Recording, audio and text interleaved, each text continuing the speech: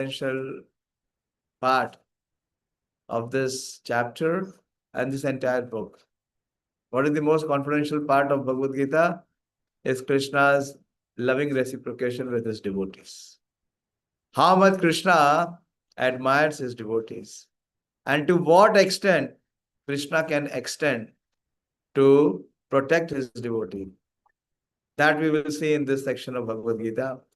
And this section begins with how simple it is, how practical and easy it is to serve Krishna just by offering a leaf, by offering a flower, or by offering a fruit, or even if one does not have any resource, one is most poorest of the poor, still he can please Krishna by offering water. But how the offering is to be made? With loving devotion.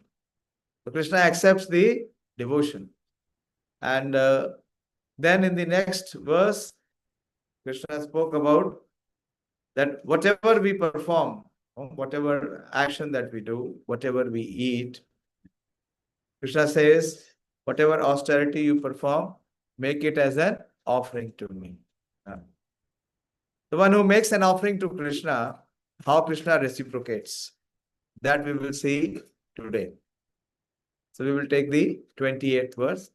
So one who is in the chain of disciplic succession, one who is offering his actions for Krishna. Just last time we discussed, everyone can make his action connected to Krishna. How? By making it as a sacrifice. So this 28th verse. So one who is making an effort, an endeavor to offer his actions to Krishna, how Krishna reciprocates, that is this 28th verse. Shubhasho phalerevam mokshase karma bandhanaye sannyasa yoga yuktatma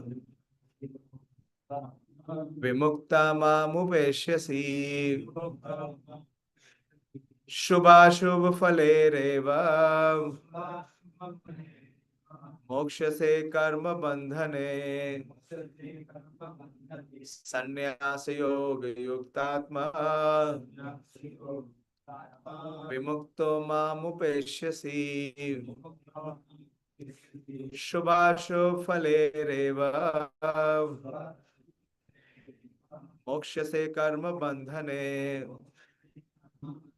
sannyasa yoga yuktatma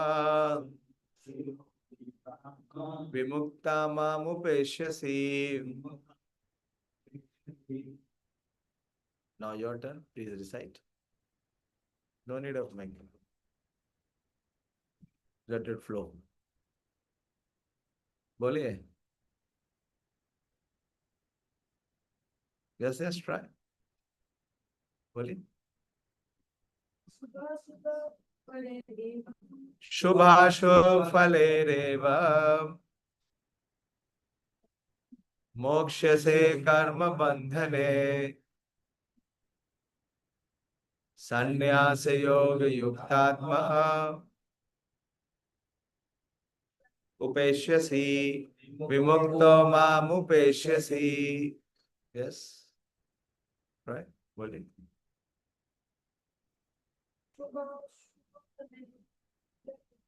Shubhashubh phalerevam mokshase karma bandhane sannyasa yoga yuktatma vimukto mamupeshyasi. Men, boys. Shubhashubh phalerevam mokshase karma bandhane sannyasa yoga yuktatma vimukto mamupeshyasi. So one who is making his action as an offering to Krishna, what will be the result? That he will become vimukta. Vimukta means he will become freed. You know, in this world, what binds is one's action. What does karma bring? Bandhana, bondage. Because every action brings equal and opposite reaction. So how to be freed from both the auspicious and the inauspicious? See, if you perform auspicious action, then what is the result? That you will get another birth where in the heavenly planets to get the opportunity to enjoy. People in this world are thinking by material advancement or by sense gratification, they can become happy. But is someone becoming happy? No, by making Krishna happy. So how to do that? So when one performs an action to please Krishna, what is the result? Whether he has performed Shubha, Shubha means auspicious action. We know karma, vikarma, and akarma. Previously, we have discussed that action is broadly classified in three categories. What is karma? Karma is auspicious action. So what is auspicious action? Action which is recommended in the scriptures. So like in a university, you may have a student. One is a good student and the other is not a good student. Who is a good student? Who studies well, who performs well in his exams. Is a good student. How is a good student? Because he abides by the curriculum.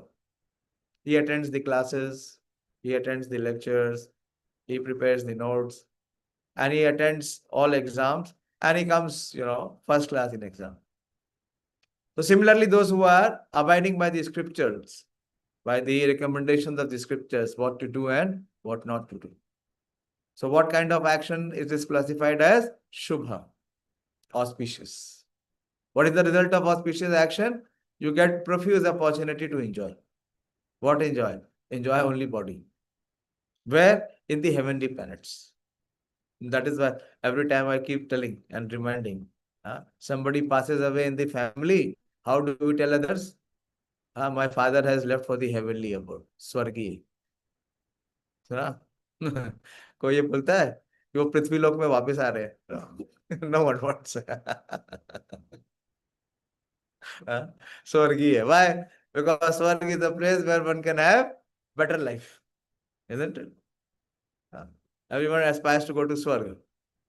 I'm surprised people want to go to America. Why they want to go to America? If they have to go somewhere, go to Swarga at least. Why settle for less?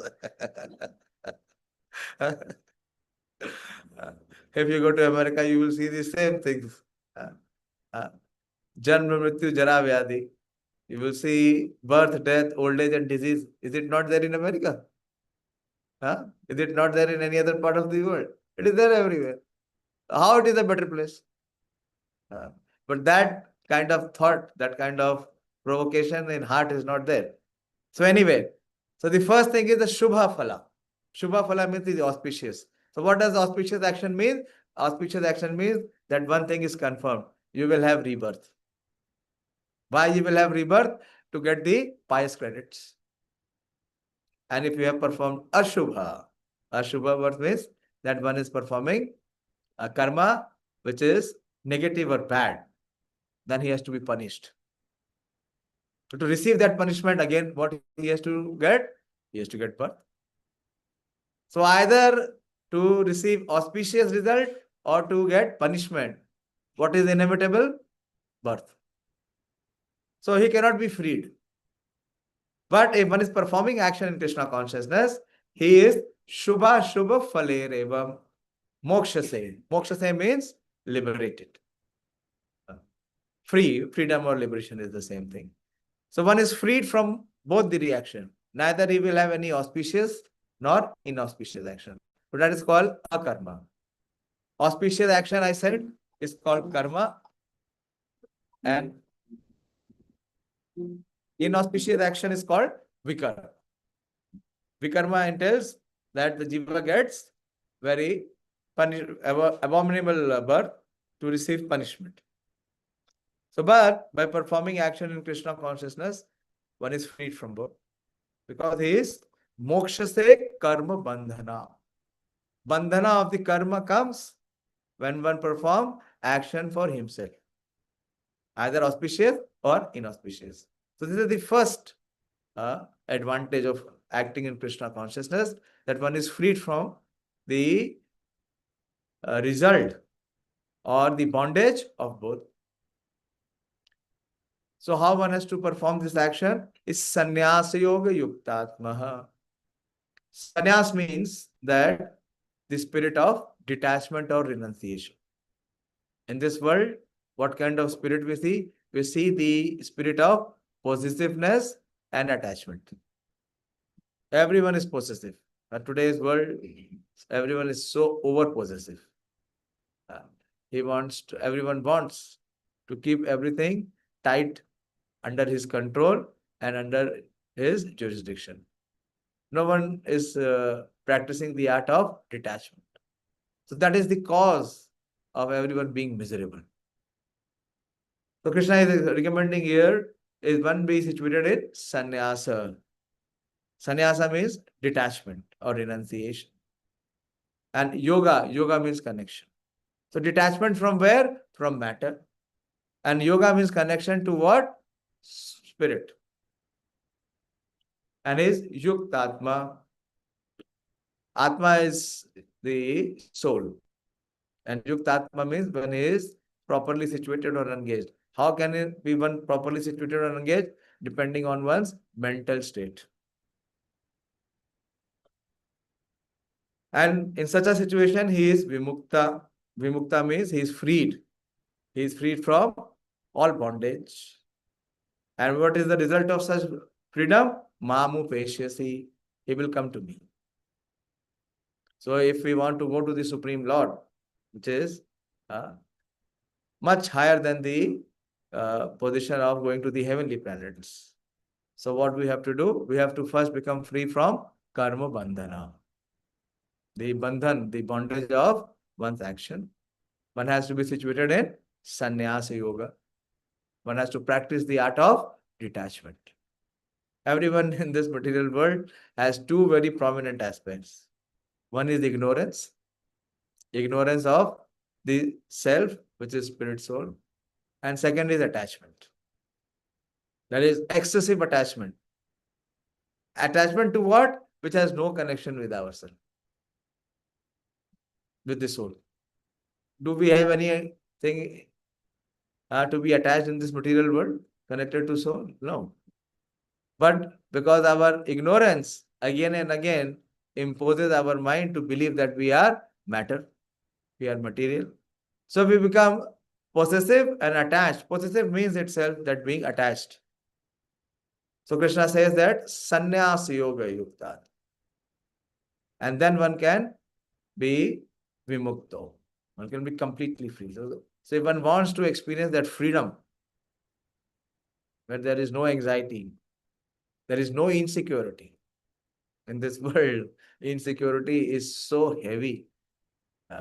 From even a 1 year child till the time the person has his last right. Every time the heart is filled with insecurity. So how to be freed from insecurity is through sannyasa yoga. So see the translation. Krishna is saying that one who is performing action for me in this way, you will be freed from bondage to work and its auspicious and inauspicious results with your mind fixed on me. In this principle of renunciation, you will be liberated and come to me. So one may ask, is there some examples of such persons? Or is it only mentioned in the book? Do we find examples of such persons? Yes, we do find. Today is also the disappearance day of three of our predecessors, acharyas, our spiritual teachers. Srila Raghunath Das Goswami, Srila Raghunath Bhatt Goswami, and Srila Krishnadas Kaviraj Goswami. All of them very profusely exhibited these principles. Principle of detachment from the worldly possessions, freedom from bondage of birth, and being completely freed. And they developed love for Krishna. How? Here Prabhupada gives in the commentary. That one who acts in Krishna consciousness. Action in Krishna consciousness means action for the purpose of giving pleasure to Krishna. And how it is to be done? Under superior direction. Not whimsically or not independent. It is to be done under direction. Who will give the direction? Whose direction? Huh? Guru or guide.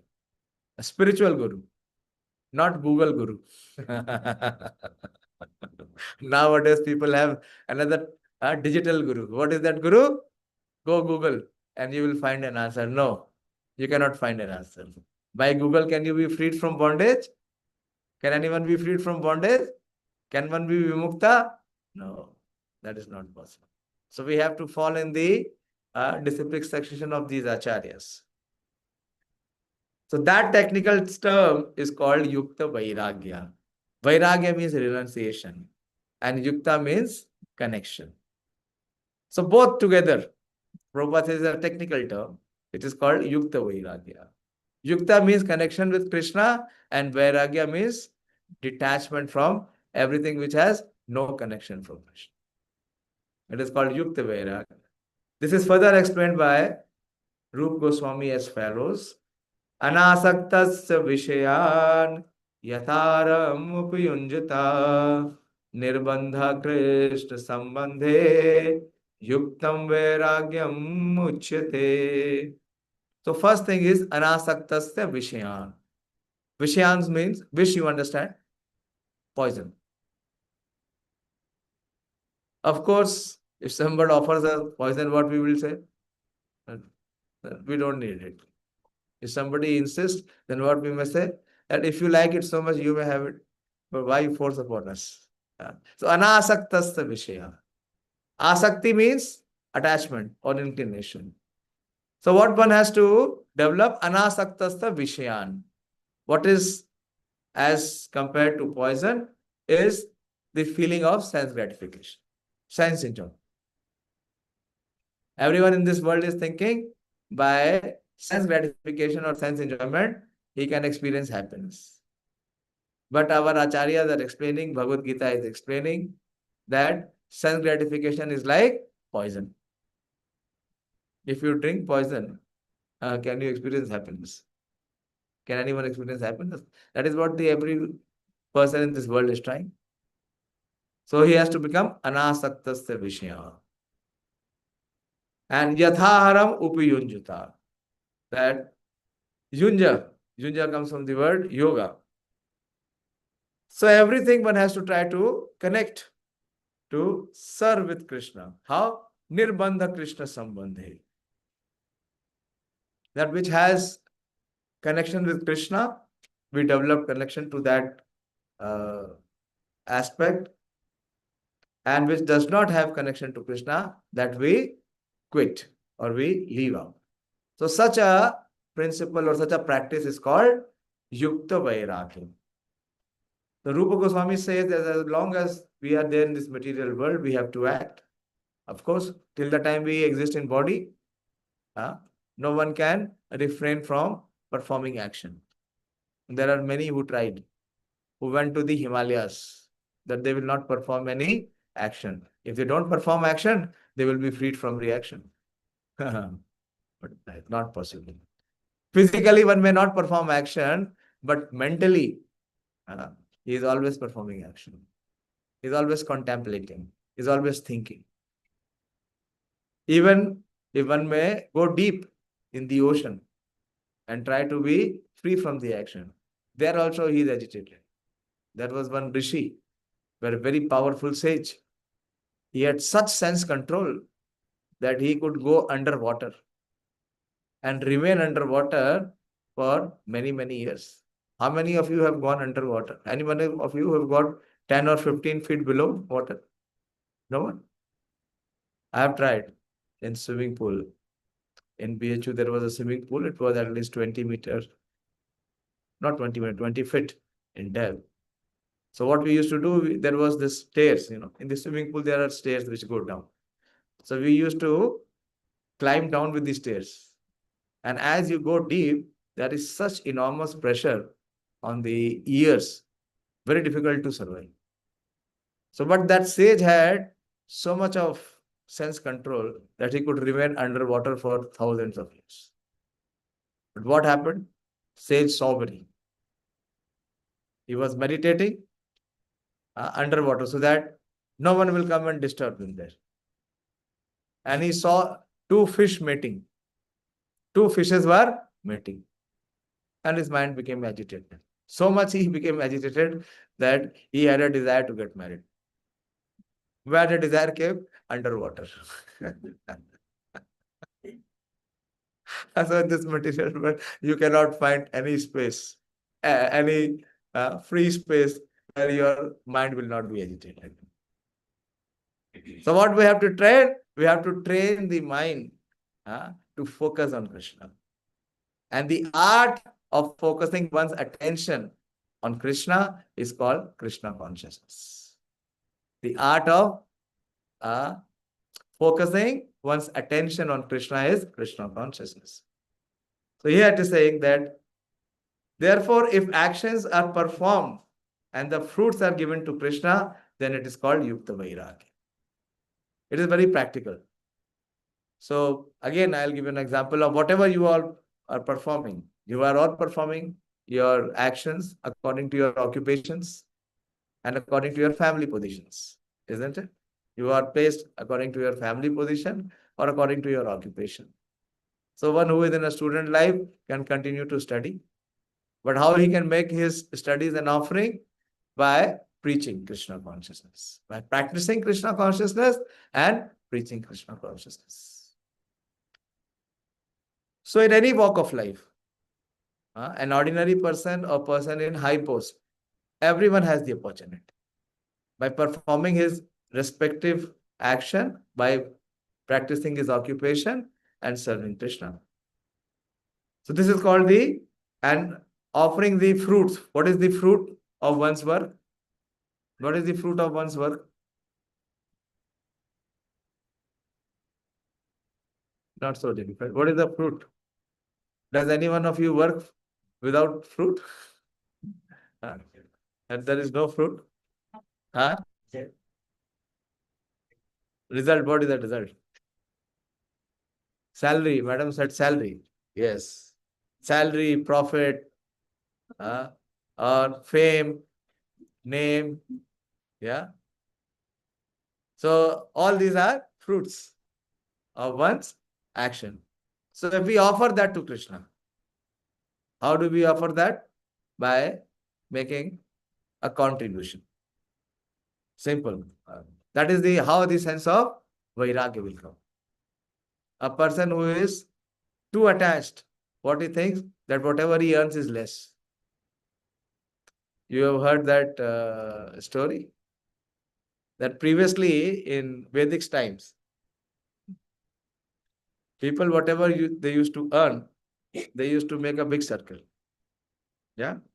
And they used to, whatever they earned, they used to offer to Krishna. And whatever fell within the circle, it was Krishna's share. Most of it was within the circle. So they offered it to Krishna's share. But as time passed, the circle became semicircle, half circle. So whatever fell within semicircle was Krishna's, whatever fell outside was theirs. And then semicircle became line.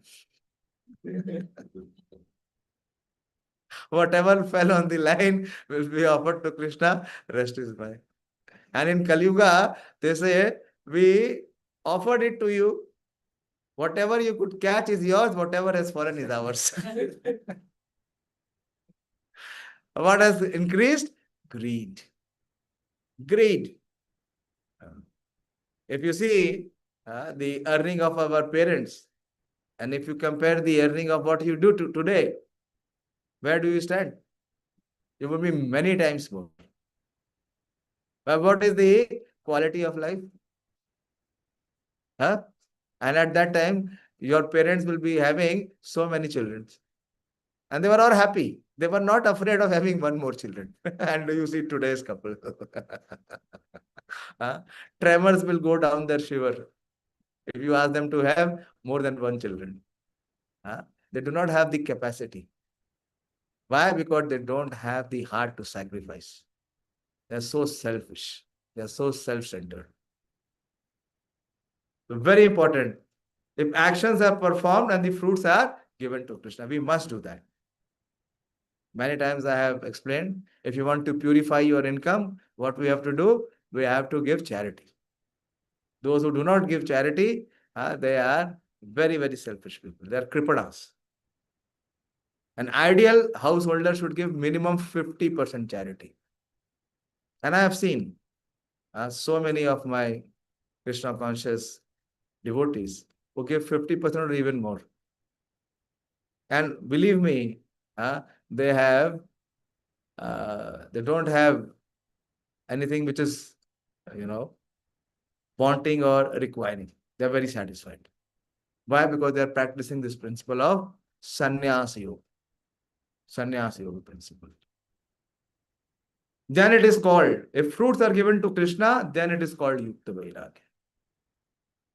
Actually situated in renunciation, such activities clear the mirror of mind. This is very important. What will clear the mirror of mind? The spirit of renunciation. Otherwise, the mind is always deliberating and contemplating of accumulating. The mind has only one program. What is the default program of the mind? The more, the merrier. We just celebrated Dashera. This is the mentality of Ravana. How much resources was Ravana having? Any one of you have read Ramayana? If you read Sundarkand, when Hanumanji entered Lanka, and as soon as he enters Lanka, he sees the opulence of Ravan. And a great description is given. It far excels much more than what even Indra had. But at heart, he was always wanting more. Lust, and with lust comes greed. So lust means what? Lust does not only mean only physical want or desire. Lust means that to possess more and more, to enjoy more and more. The real meaning of lust is how to enjoy more. So if the spirit of renunciation is not there, what is the spirit? The spirit is of sense gratification. Such activities of renunciation clear the mirror of mind. And as an actor gradually makes progress in spiritual realization, he becomes completely surrendered to the Supreme Personality of Godhead. One of our Acharya, Srila Raghunath Das Goswami, almost 600 years back, his father and uncle were great landlords in one big province of Bengal.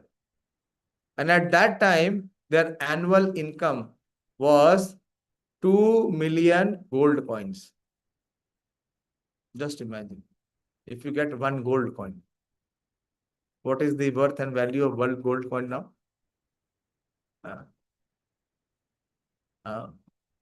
Many thousands. It was, in the last 6 months, gold and silver has really moved ahead. It has surged. So they were having 2 million, just imagine, 2 million gold coins and amongst the father and his brother, he was the only son. And he was so detached and so renounced. It is said that the opulence of Srila Raghunath Das Goswami's residence was even far greater than Indra. That means he was in such a opulent family with such royalty. But he is known as the Acharya for Vairagya, for renunciation. He was completely detached. He had no attraction for money. In this world, people have attraction for 3 Ws, 3 Ws. Wealth, wine, and woman. But he was completely detached. So much so that his father had 11 bodyguards for him. so that he may not run away. And every time he tried to escape, the bodyguard would catch him. Why? Because he had completely surrendered to the Supreme Personality of Godhead. Therefore, at the end, he becomes liberated. And this liberation is also specified. By this liberation, he does not become one with the Brahmajyoti. Liberation means that one becomes free. Freedom from where? Freedom from bondage. Freedom from the influence of the three modes. Freedom from one's own karma. Can anyone help us to be free from karma?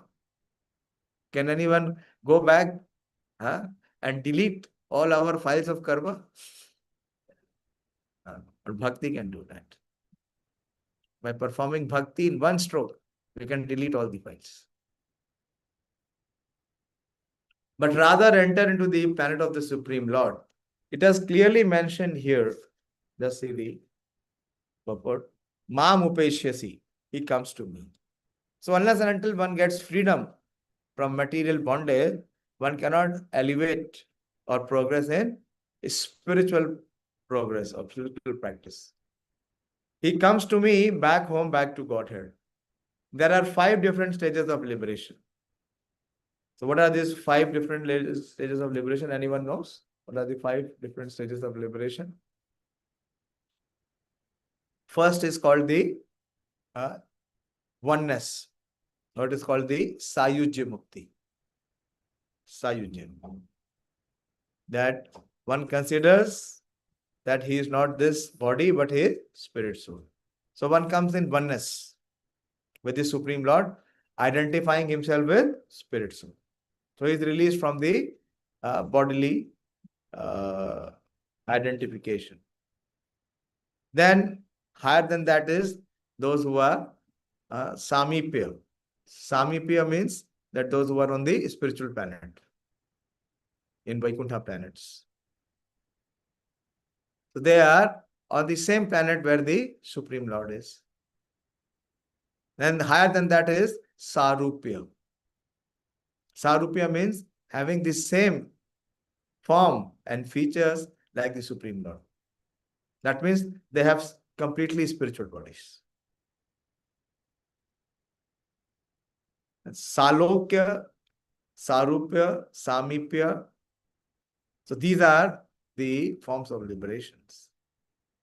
So there are 5 types of liberation. And here it is specified that the devotee who has always lived his lifetime here under the direction of the Supreme Lord, as stated, has evolved to the point where he can, after quitting this body, go back to Godhead and engage directly in association of the Supreme Lord.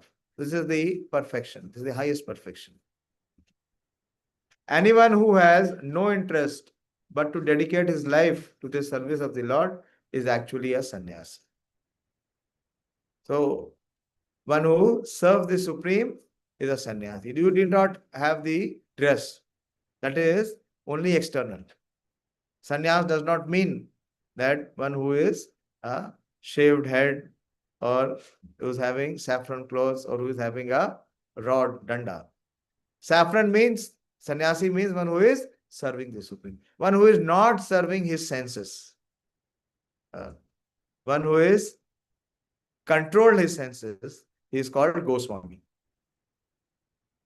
And one who is a Goswami means he has to serve the Supreme Lord. Unless and until one has conquered his senses, he cannot serve the Supreme. Such a person always thinks of himself as an eternal servant, dependent on the supreme will of the Lord. And as such, whatever he does it for the benefit of the Lord. This is very important.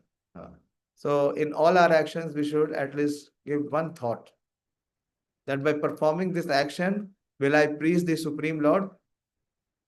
Will the Supreme Lord be pleased by my action? You see, many times our endeavor and our actions will change if we have this thought, if we have this consideration. And will it please the Supreme Lord? He does not give serious attention to the fruitive activities or prescribed duties mentioned in the Vedas. In today's world, what is the consideration? The consideration is not whether it will please the Supreme. That kind of uh, elevation of thought is never there. So what is the consideration? The consideration is fruitive action. Why there is so much of hue and cry on H-1B visa? Why do we need H-1B visa? Why do Indians need H-1B visa? We should kick H-1B visa. Why?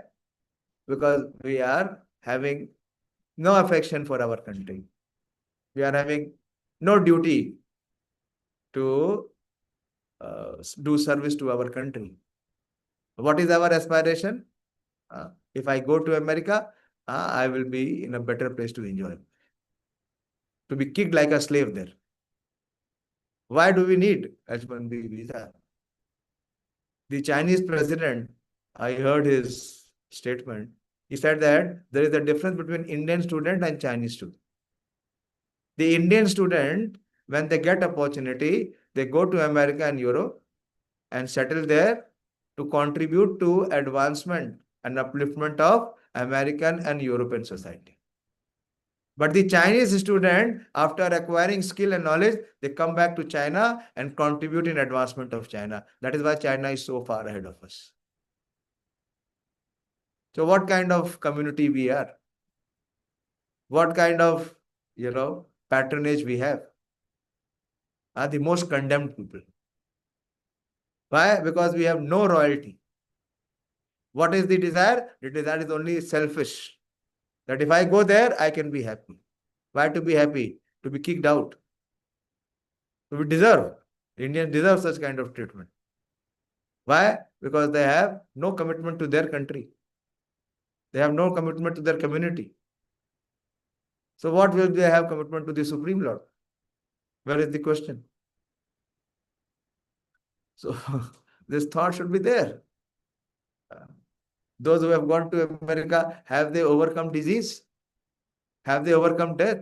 Why are we running there? For what? Only false show off. To come here and tell to their relatives and friends, see, I have a big house, bigger than yours, or I have a big car. So this kind of thought process has to be given up. So this is what Prabhupada is saying, that whatever he does for the benefit of the Lord. Whatever action he performs as a service to the Lord. He does not give serious attention to the fruitive activity. The entire world is giving focus to the fruitive activity. Fruitive activity, you understand? Working to enjoy the result or fruit of one's action. That is called fruitive activity. It is called sakam karma. Sakam karma. Why we are performing action? To fulfill our pleasure potencies, our pleasure of senses. So a person in Krishna consciousness does not give any attention or does not give any weightage to such actions. For ordinary person, it is obligatory to execute the prescribed duties mentioned in the Vedas. But although a pure devotee who is completely engaged in the service of the Lord may sometimes appear to go against the prescribed Vedic duties, actually it is not so.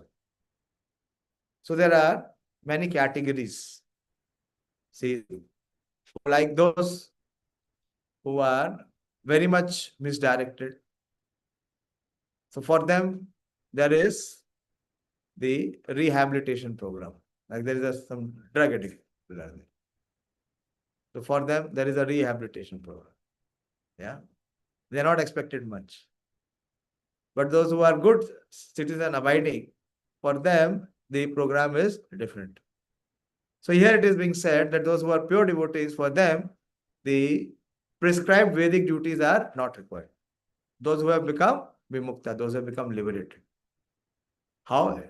While Prabhupada says, it is said therefore by Vaishnava authorities that even the most intelligent person cannot understand the plan and activities of a pure devotee. The exact word are Tara Vakya Kriya Mudra Vigena Bhujaya. Chaitanya Charitamrita Madhya Leela 23 verse 39.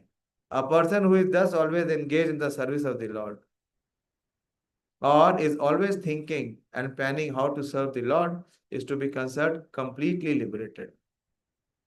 Sri Raghunath Das Goswami, as I said, he was from such an opulent background that his father and uncle were big landlords. Previously, landlord means king with so much of income. All the land belonged to them, practically. And whatever was the produce, the major portion of the produce belonged to the landlord because the land belonged to them. So they were having such big income and such big revenue. But he ran away from all that opulence. And he came to Jagannath Puri. And in Jagannath Puri, when he came, Raghunath Das Goswami, so his father, because his father and uncle had only one son, just imagine to what extent would be the attachment. So they sent a lot of money and many servants along with him in Jagannath Puri, just to see that the son is in a comfortable position. But Raghunath Das Goswami came to serve Lord Chaitanya Mahaprabhu. So he rejected all of them and sent them back. But to maintain the body, he has to eat. So what he was accepting, that from Jagannath Puri temple, whatever extra prasad was there, which was being, thrown outside, he would accept that. What he would do, he would take that rice, soak it in water, and eat. Very difficult. Even the cows would refuse to eat such rice. And one day Lord Chaitanya Mahaprabhu came to his place and said that I have heard that you are hiding some treasure. He has kicked all treasure and he is living like a pauper. And Chaitanya Mahaprabhu is saying that you are hiding some treasure. He said, today I will find it and I will snatch it from you. So what Chaitanya Mahaprabhu did, he found that pot in which he was having that rice. What rice? The rice which is thrown outside. And he soaked that rice in the water and he was having it. So Mahaprabhu took that rice and started to eat. And Raghunath Das Goswami became so uncomfortable. He said, my Lord, this is not fit for you. This is all spoiled rice. He said, whatever the devotee offers, the Lord accepts. The Lord relished that rice much more than Chappan Bhog. Very important. This is the difference.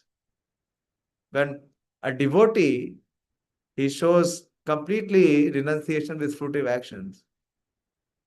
So whatever he offers, Krishna accepts. Another example, when Krishna's childhood friend, what is his name? Sudama. He came to Dwarka. What he offered? What he was having? Chipped rice. Chipped rice.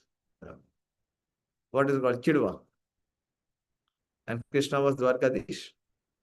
And he started to snatch from his hand. And he ate one morsel.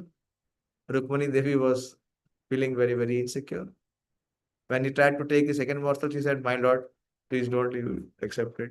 Because by accepting one morsel, you have given everything of yours to Sudama.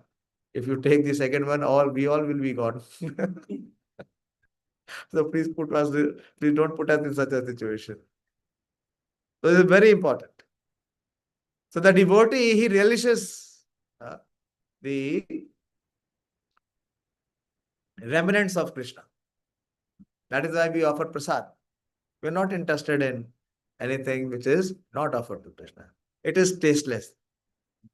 It is completely, it is worthless. So for a non-devotee to understand a devotee is impossible. This is what this verse is saying. That even the most intelligent persons cannot understand the plans and activities of a pure devotee. Why? Because the pure devotee is always in connection with Krishna.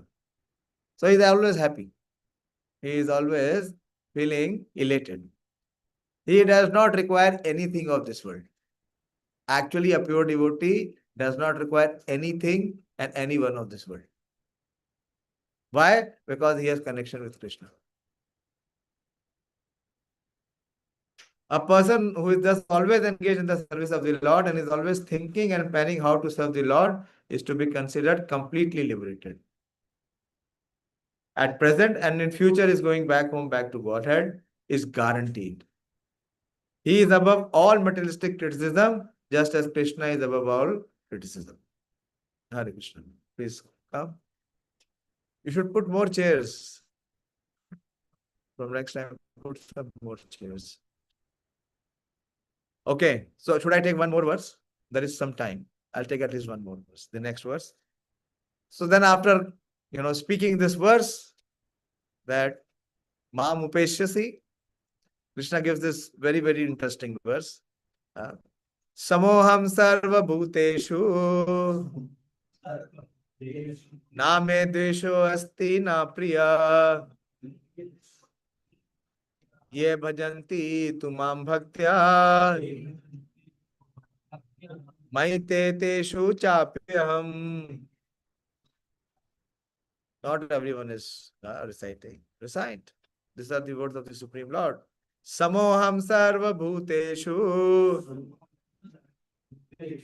na me dvesho asti na priya ye bhajanti tumam bhaktya maite teshu chapyam. Recite. Those who have not recited, please recite.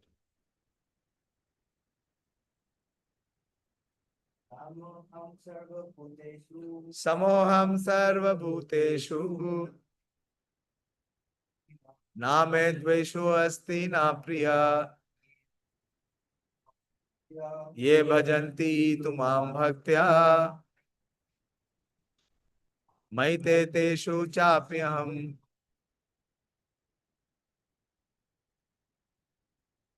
Samoham sarva bhuteshu na me dvesho asti na priya ye bhajanti tumam bhaktya maite teshu chapi. So Krishna is in a way declaring very clearly that Samoham, as the Supreme Father, as the eternal Father of everyone, he is equal to all. Samoham. Sam means equal. Samoham, sarva bhuteshu, to all living entities. He is equal or he is impartial to everyone. Why? How is he impartial? Name dvesho. He does not have any feeling of enmity towards anyone, even towards his enemy. Those who are inimical to him may have such feelings, but he does not have any feeling of enmity. He says, I do not have any feeling of enmity. Na me dvesho asti, na priya. Nor do I favor anyone. That is how one can be impartial now. That he does not favor anyone or he does not envy anyone. So Krishna says, Samoham sarva bhuteshu. I am equal and impartial to all. Na me dvesho asti. I have no inimical feelings to anyone, nor do I do favor to anyone. This is as a Paramatma feature. Krishna is there, situated in the heart of everyone, without any feeling of favor or enmity. But what is this special feature? What is the most confidential knowledge? Here it is revealed. Krishna says, but ye bhajanti. But to those who are performing my bhajan, who are performing devotional service to me, they are ma bhaktya, they are my devotees. Maite, I am in them. Teshu chapiyam, and they are in me. They are my friend, they are my friend, and I am a friend to them. They are in my heart, and in their heart, I always dwell. I envy no one. See the translation. Nor I am partial to anyone. I am equal to all. But it's a big question. What is that? But whoever renders service unto me in devotion is a friend, is in me. Is in me means that he is always under Krishna's protection. And I am also a friend to him. So Krishna is personally guaranteeing you that whoever renders service to him, Krishna will personally protect him. Krishna becomes his personal friend. Krishna looks after his friends. The Prabhupada says that one may question here that if Krishna is equal to everyone and no one is his special friend, then why does he take a special interest in the devotees who are always engaged in the transcendental service? Similar question is asked in Srimad Bhagavatam. Parikshit Maharaj says that when all demons and the devas, they are all coming from Krishna. They are all sons of the Supreme Lord. So why it is so that the Supreme Lord is favoring the demigods and is always killing the demons? So no, Krishna is not partial. So why it happens so? Because the demigods are always following the Supreme. And who are the demoniac people? Who always opposes the Supreme. So here the same principle is being given, that he takes special interest in his devotees who are always engaged in his transcendental service. But this is not discrimination in its nature. This discrimination, it is natural. Any man in the material world may be very charitably disposed, yet he has a special interest in his own children. Whatever form is his son, and so he provides every. He is just like a cloud which pours rains all over, regardless of whether it falls on rock or land or water. But for his devotees, he gives special attention. Such devotees are mentioned here that they are always in Krishna consciousness. Once the famous Birbal. So Birbal said the same thing to his king Akbar, that the Supreme Lord always personally protects the devotees. So Akbar was saying, where is the need? If he is a Supreme Lord, he has so many resources. He can employ his resources. Why he has to come? So, Birbal is very intelligent. He said, okay, in proper frame of time, I will prove that. So, of course, Akbar had a son whom he loved very much. And what Birbal did? He made a effigy just like Akbar's son. And he told his assistant that on a particular time, you put that effigy of the son of Akbar in a water.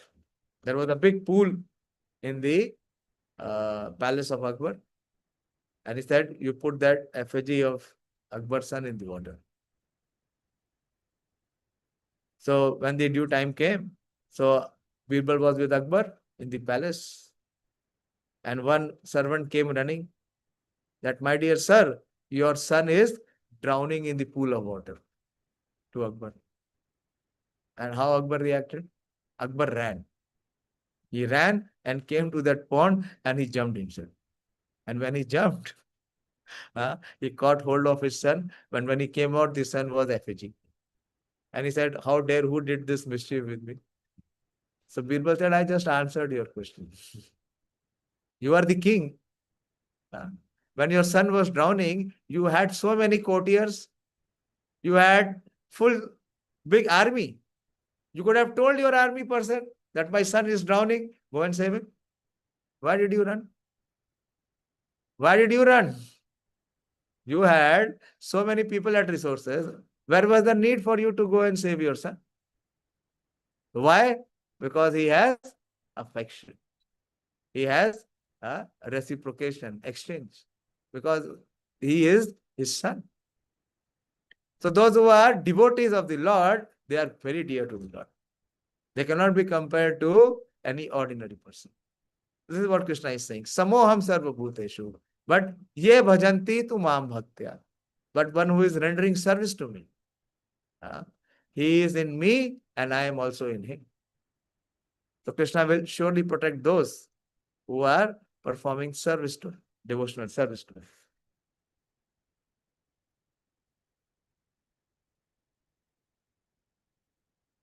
For his devotee, he gives specific attention.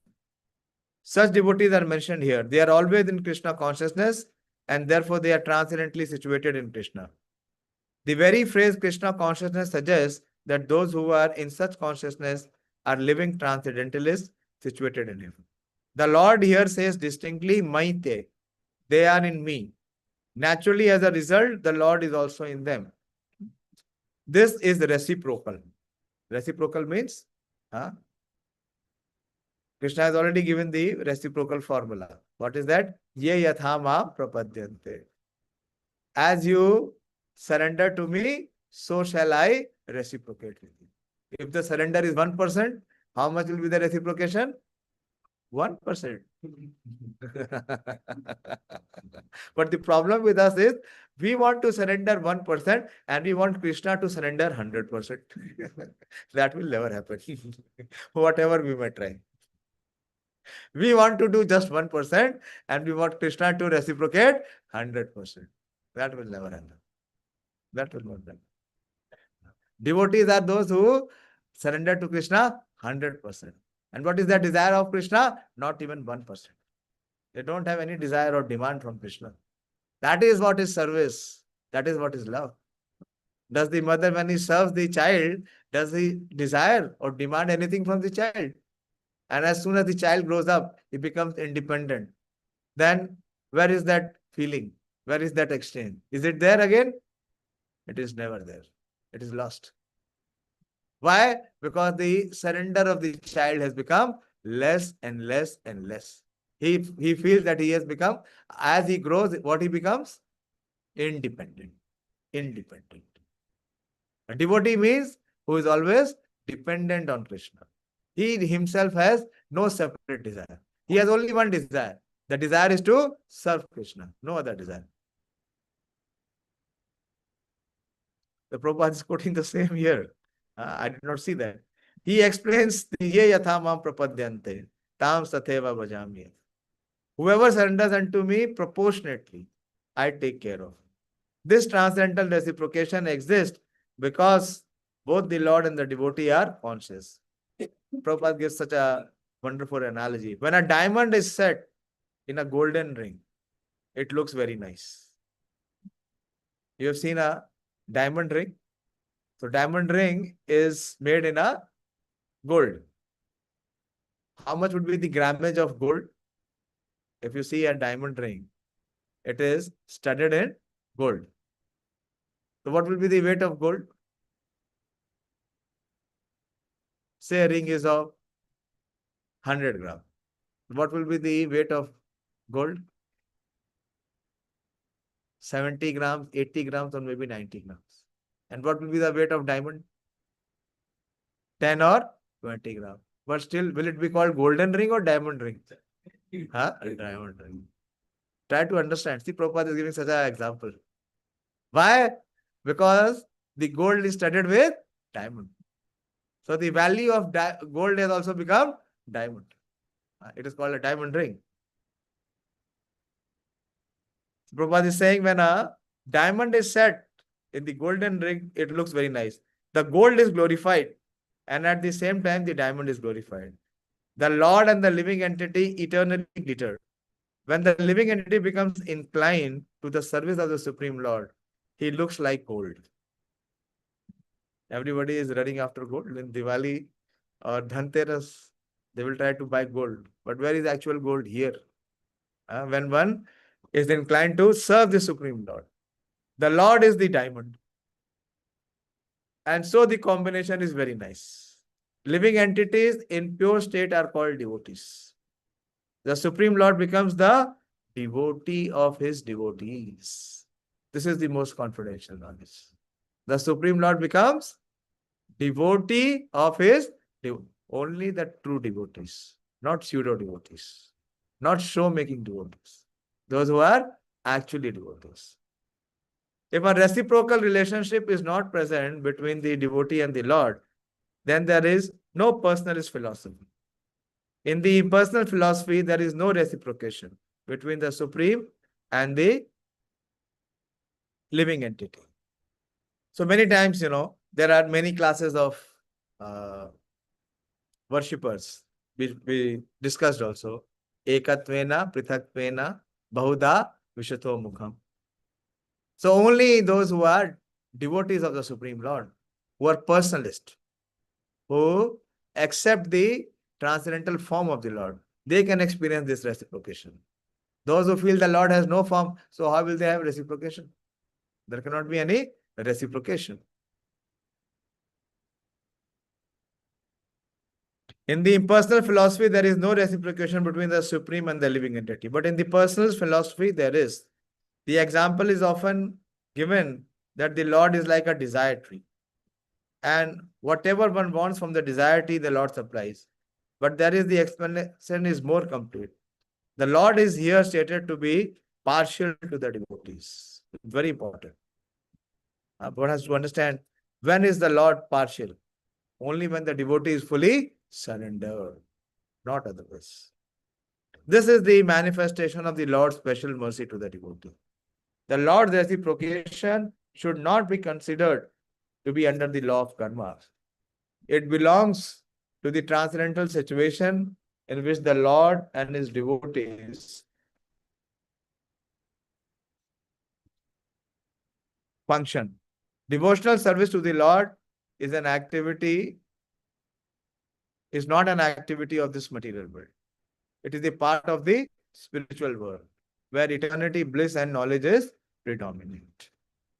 So we will in the next verses see, even if a devotee, he gets into difficult situation, if he performs some abominable action, to what extent the Supreme Lord extends to save him. So here in this last two verses, we saw how Krishna reciprocates with those who are performing devotional service. First, what is the advantage of performing devotional service? That one gets freedom from bondage. No more a situation of birth, death, old age, and disease. No more suffering. But to do that, what one has to practice? One has to practice vairagya. And if one does that, then Krishna says that he becomes the dear friend of such his devotee, and he always protects him. You see, in the 28th verse, he says, Vimakto mam upeshyasi. He will be liberated and he will come to me. How he will come to me? That was in the 29th verse. Mai te teshu chapiham. I am in him and he is always in me. So where are they living? They are living always together. Okay? So I'll stop here. So that is the most confidential part of Bhagavad Gita. Is the sweet loving exchange between Krishna and his devotees. So how can people say that Bhagavad Gita is boring? They have no access to what is Bhagavad Gita. The Bhagavad Gita, Krishna is assuring that whoever performs devotional service to him, Krishna will always protect him. Hare Krishna. So I'll stop here. If you have any question, doubt, please ask. Even online viewers.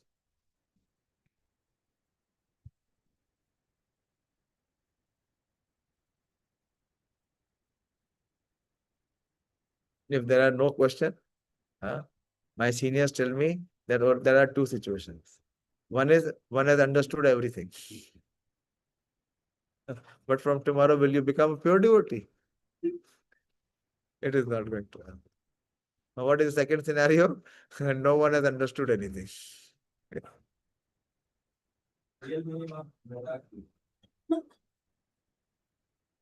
Why rag? Rag means what? Attachment. Attachment means what? Attachment means that we are thinking by possessing it, by enjoying it, I will be better. I will be happy. Isn't it? And vairagya means that without such feelings. So how one can be in vairagya? When he is in knowledge. Like you see a child, the child is busy playing with his toy. If you take away that toy from the child, what he will do? Huh? He will cry, isn't it? But if you take that toy from him and give him a bigger toy, so will he cry? He will be happy.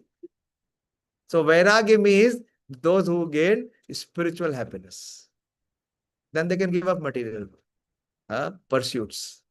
But one has not tasted anything spiritual, then he is stuck within the rural realm of sense gratification. So Vairagya will come with knowledge, not otherwise. And where the knowledge is going to come from? Bhagavad Gita. So detachment is the outcome of one's understanding and realization. Like Raghunath Das Goswami. Everyone is wanting to have gold coin. And he is the one who is saying that I want to be away from the gold coins. Why? Because he could found gold. That he is like gold and Lord Chaitanya is like diamond. So if we have Lord Chaitanya, then the gold also becomes diamond. So that realization he was having, that experience he was having. So Vairagya means to give up material attachment to gain spiritual affinity.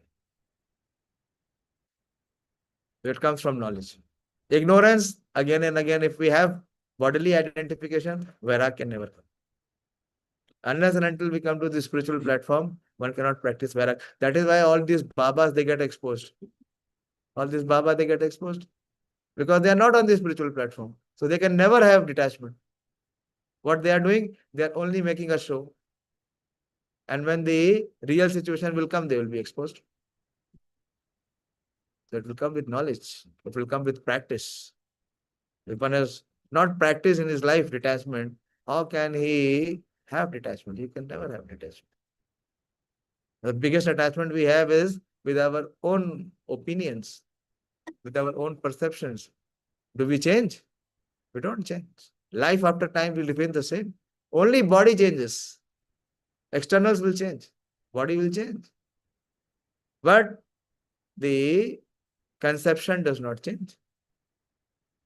So with knowledge, what should change? Conception should change. Conception should change. So Krishna is saying, Samoham Sarvabhuteshu. He is equal to all. But one who is his devotee, he takes very special care. So what should be the conception? What should be the aspiration? What is the highest position in this entire creation? Huh? That will not come from the heart. It's to become devotee. If one has become devotee, then he has the protection of the Supreme Lord. The Supreme Lord becomes his personal friend. What else? Don't rely on Trump. He will never be your friend. Or for Putin or Xi Jinping. They are never friends. They are all foes. Everyone in this material world will become a foe. That should come. That means knowledge is going inside. But for it, what is required?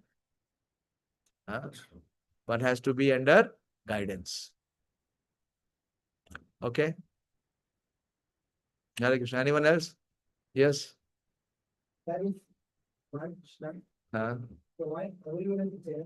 Why the people of life? Yeah.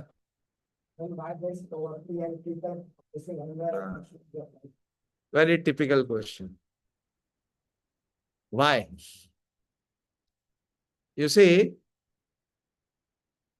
Krishna provides equal opportunity, necessities of life for everyone. Okay?